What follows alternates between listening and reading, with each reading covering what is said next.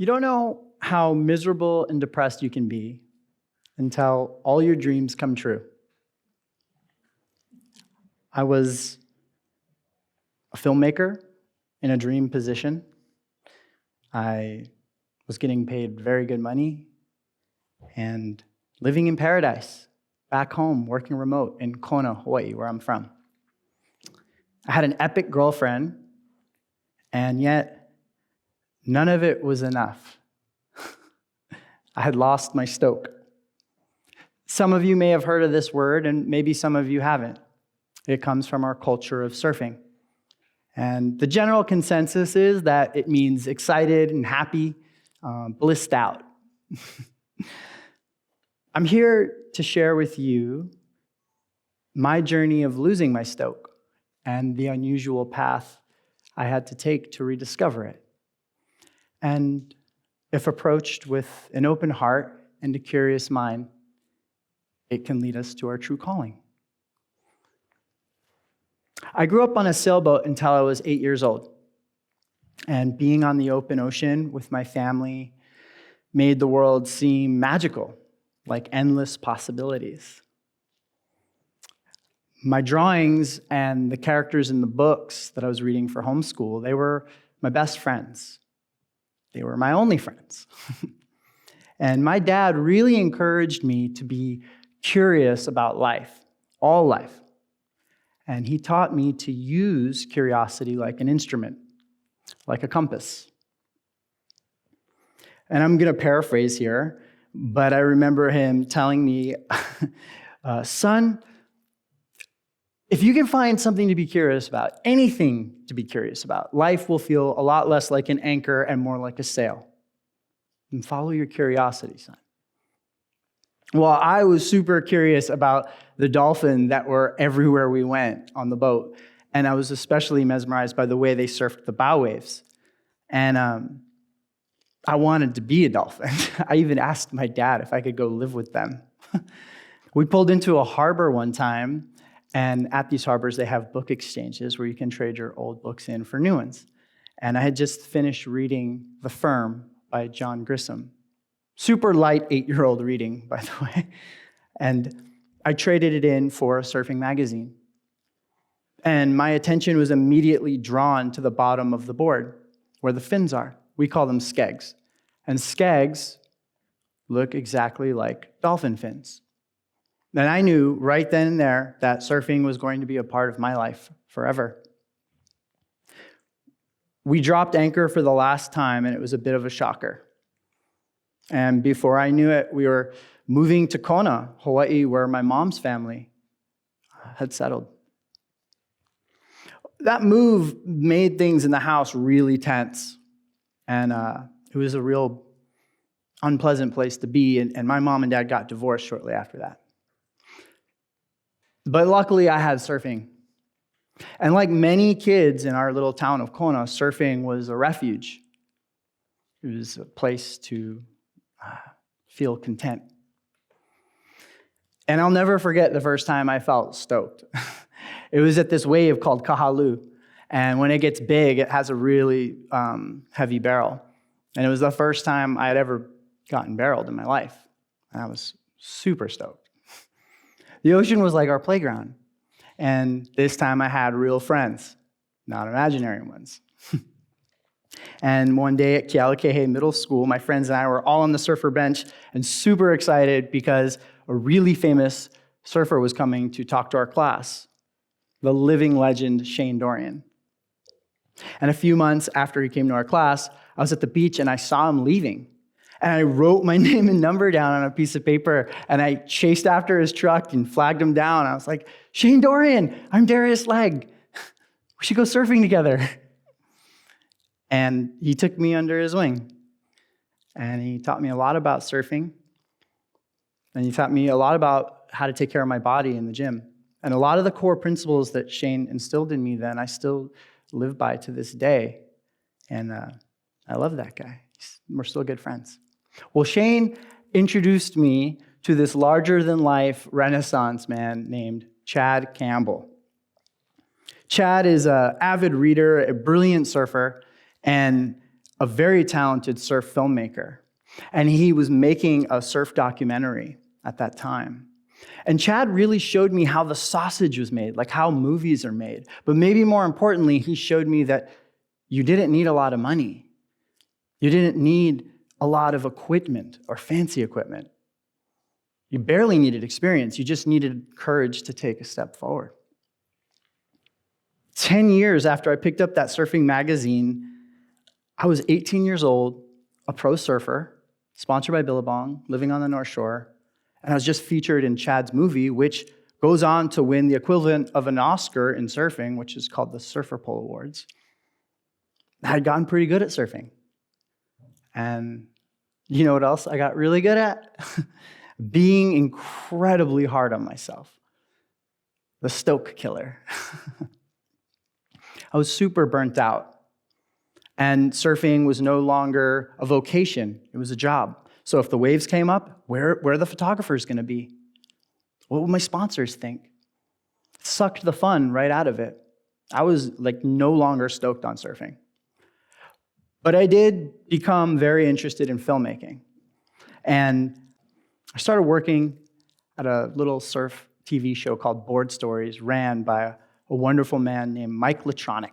We call him Tron. And cut my teeth at Mike's. And a few years after that, my friends and I, we made a feature film called Aquila. And it even premiered at the prestigious Hawaii International Film Festival. But being so hard on myself, that experience was self-imposed misery. Yeah, that sucked. I ran off to Hollywood shortly after that because I just knew I needed to be a better storyteller. And in surfing, if you want to be a great surfer, you have to learn to surf waves like pipeline. Well, in storytelling and filmmaking, if you want to be really good at it, you have to go work in Hollywood, or at minimum, be around really great storytellers. And I did that. And I paid my dues. And before you know it, I'm directing reality TV and branded documentaries and commercials. And then development executives started calling me to blueprint their ideas. I remember one of them described me as a guy who can play all the instruments and conduct the orchestra. So ridiculous. I did that for 10 years, telling other people's stories. Now, I'm 38 years old. I'm a paid artist, surfing all the time because I still love surfing. And I just won a Golden Telly Award for a show I created at a studio that was paying me very good money. But I was so burnt out. It was just like with surfing. It became no longer a vocation. If I had a creative idea, how do I monetize it? What do we do with it? Sucked the fun right out of it, and I lost my stoke for filmmaking. Well, I had to return home to Kona because I needed to be around my dad. My dad is very optimistic and has a really interesting, childlike, wonderful energy about him. I need to be around my childhood friends, the Hawaiian people, because I had forgotten something, that not everything needs to be a means to an end, and it's okay to do things for their own sake. My neighbor came home one day who happened to be that Renaissance man, Chad Campbell, with this really sick surfboard, a yellowed, old, beat-up retro board. And normally surfboards, they have dimensions on them with the shaper's name, and that kind of lets you know where the board came from. But this didn't have that. It was just a mystery board with the name Stoker Machine and an email address and a phone number. And Chad wouldn't shut up about it. And I just got this full body tingling sensation in that moment, and it wasn't the Kona coffee I was jacked up on because I was drinking a lot of that. It was my body telling me that I needed to make a personal film again. That I needed to go back to my first love, surfing. And then I did something I'd never done in my life. I made a commitment to do something for its own sake, to make a film for an audience of one. So without telling anyone, or even Chad, who 20 years after he put me in his film, he's now at the center of my documentary, I didn't even tell him I began making this film called Stoker Machine. And that began a 3-year journey. In the first year, I taught myself animation, and hard drive crashed, and I lost hundreds of drawings. It was devastating. And all the while, I was trying to find who made this board. Well, I did get a name. The guy that made the Stoker machine, his name is Stoker. But that was it. It was just dead end after dead end. And, the surf community is small. So when word had gotten around to Stoker's town, I got a phone number with the caveat. He's hardcore. He doesn't live in the country. He doesn't like being bothered. He never answers his phone. Good luck. I waited a week, and then I called.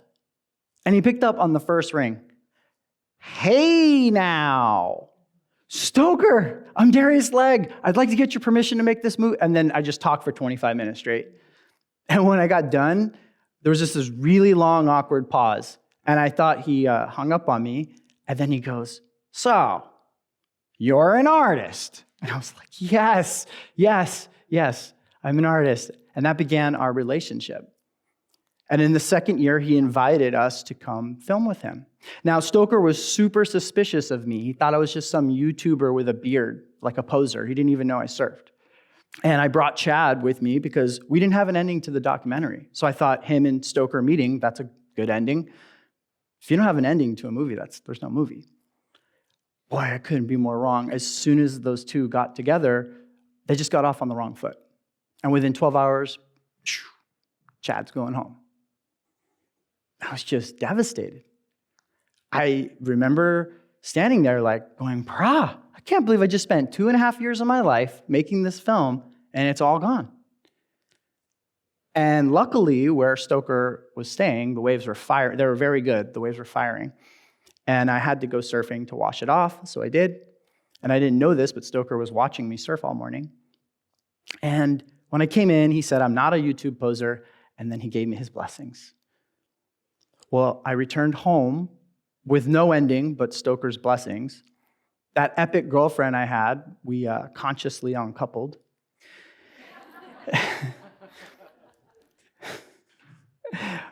That good-paying studio job fired me. And then I was hospitalized during the week of Thanksgiving and spent a few of those days in the ER where it was almost life-altering and super sketchy. All through those events, though, I kept graciously reminding myself that I was doing this for its own sake. I was not trying to win awards with it. So I carried on. I finished the film in April of 2023. And I released it 6 months, 7 months later. It won 8 awards worldwide.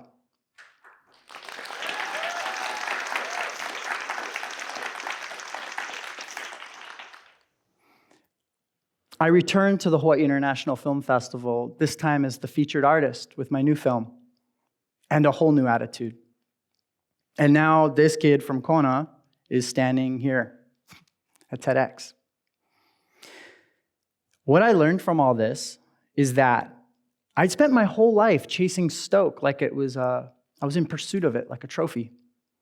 I did that with surfing. I did that with filmmaking. And finishing Stoker Machine for its own sake gave me a feeling I hadn't felt since I was the little boy at Kahalu. I felt content. Stoke with a capital S starts on the inside. My Stoke is my responsibility. And like John Kabat-Zinn once said, wherever you go, there you are. And wherever I go, I now know I can be stoked. And I have to thank Shane Dorian for showing me that discipline and 100% accountability does equal true freedom. And I have to thank my dad for showing me that leading with an open heart and a curious mind will take you so much further in life than pretending to have all the answers. And I have to thank the film Stoker Machine, because it's amazing what can happen when we're in service to something greater than ourselves. In surfing, we're in service to the waves. We go where the waves take us. And if we don't, the surfing looks forced and unnatural. In filmmaking, we're in service to the story. We go where the story takes us. Because if we don't, the film feels inauthentic, forced, doesn't ring true. In life, We're in service to our stoke. We follow our stoke, because if we don't, we run the risk of robbing ourselves and the world of a very, very precious gift, our true calling. You can be yourself in this world and thrive. My true calling is being an artist that translates your stoke into film, animation, and illustration. And if you'd like to, close your eyes with me and think about this word stoke with a capital S. That starts on the inside. And with an open heart and a curious mind, ask yourself, what makes me stoked? And then share it with the world. Mahalo nui, everybody. Thank you very much.